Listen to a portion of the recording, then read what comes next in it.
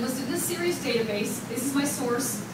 I've got a lot of them. I'll probably just split that into 3 columns, but I'm not going to do that right now.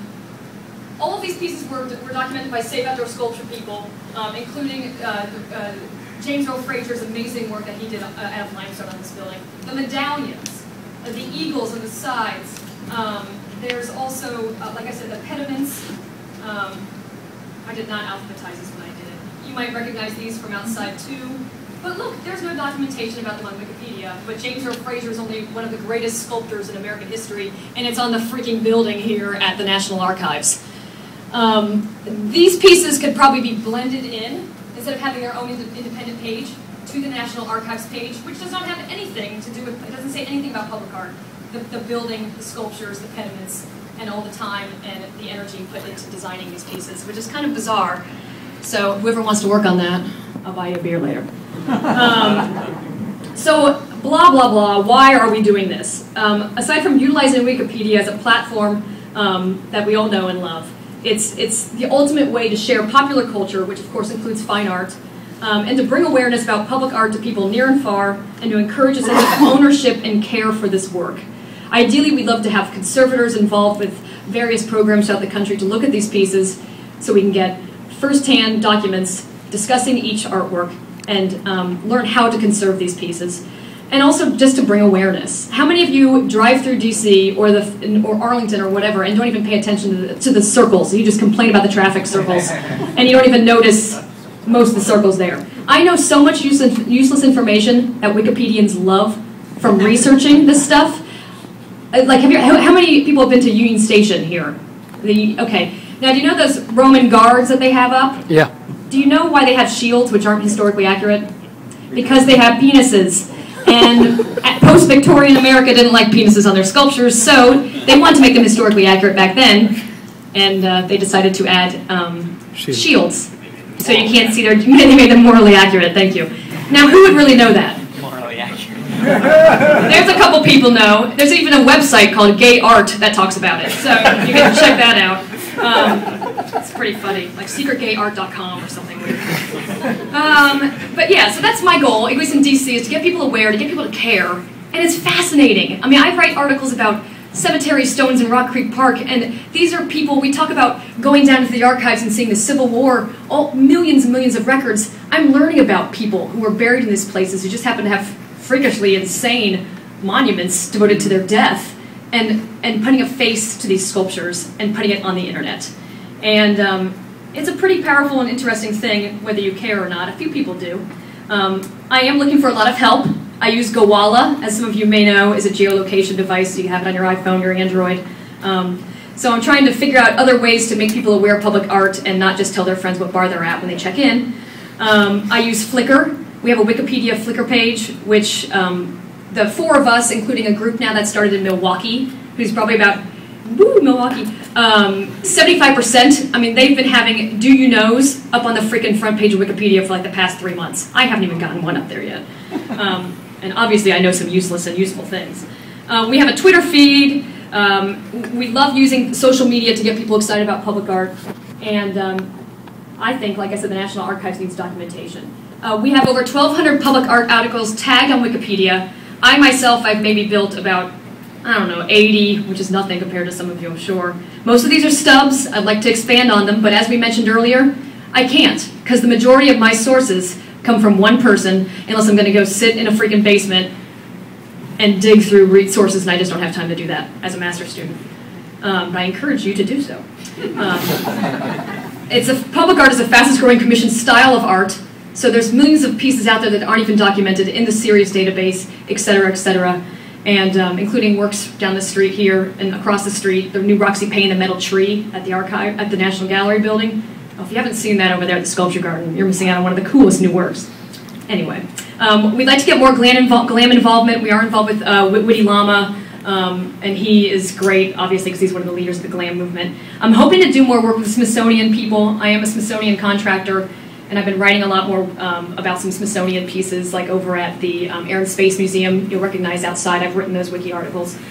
We do have projects in Milwaukee, Indianapolis, DC, and Paris, and we also have site-specific, with museums and universities. I'd like to get more people involved in that. And if you have a city, you live in Maryland, you live in New Mexico, and you want to write about your public art, get involved with us. I'd love to hear from you. I'm also working on the Tony Smith project. Tony Smith is a sculptor and a 2D artist. I'm almost done, no more sighing. And this is going to be a really big project, as in like big magazines, people care. What we're doing is kind of ahead of the curve when it comes to public art and culture. And I need local involvement. I'm the only one doing this in DC, and I can't do it alone, no matter what a control freak I am. So, yeah, I've babbled a lot, but I'm very passionate about this, and I would love to get more people involved in it. So talk to me about it, and I want to create ownership. I want you to care about what surrounds you and what's beautiful in this country and this city, and maybe get more people giving a damn about what we see every day. It's not just a place where the homeless guys hang out at the park or something that's in your way at the traffic circle. So, thank you. Any questions? Hi, yes. What's the copyright situation with taking pictures? Oh, Lord. Do you really want to go there? Ask the WikiCommons guys what they think of me. I think I've had my account shut down like 40,000 freaking times. Oh, God. I mean, it all just depends. I mean, we were at one point, we like to push buttons, and we were at one point taking images from the Sirius database, which is public domain. Thank you, Smithsonian. And it's a great database if you haven't used it for research. And we were uploading them on Flickr, geotagging them, blah, blah, blah. And then we started to upload some to Commons. And some of these pieces were made between, what is it, 1859 or something, before you can kind of do whatever you want with them because they're public domain. 1923, God, sorry, thank you. That was cool for a while, but then people started to catch on to us. And now I've had about 400 photos deleted. But that's just the fact of life, so that means I have to go out and take a picture of every damn one of them. And if anybody wants to fund me to do it, or make me a Wikipedian residence, National Archives, I could do it with papers too.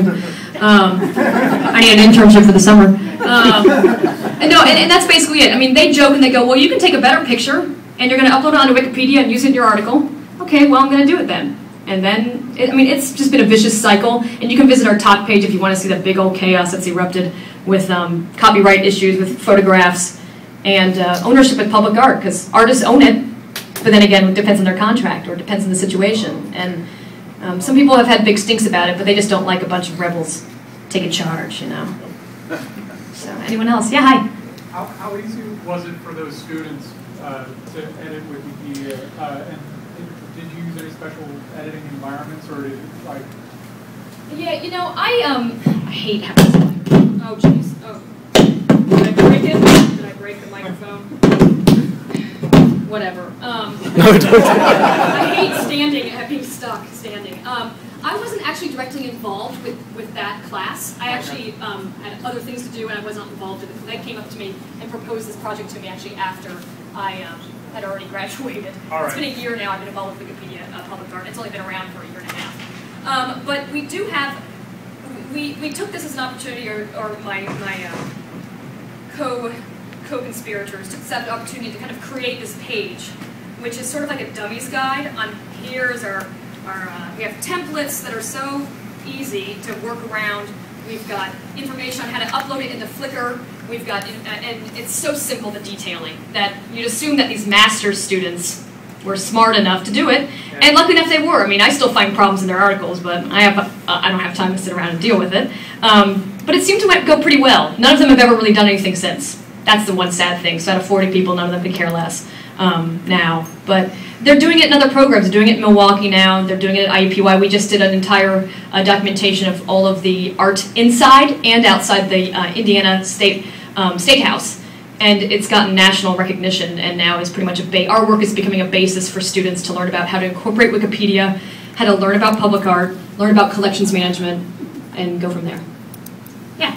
Do you do anything either in the classes or as advocacy about sort of the messed up regulatory situation that is sort of the cause of all the issues that you have, for example, with Commons?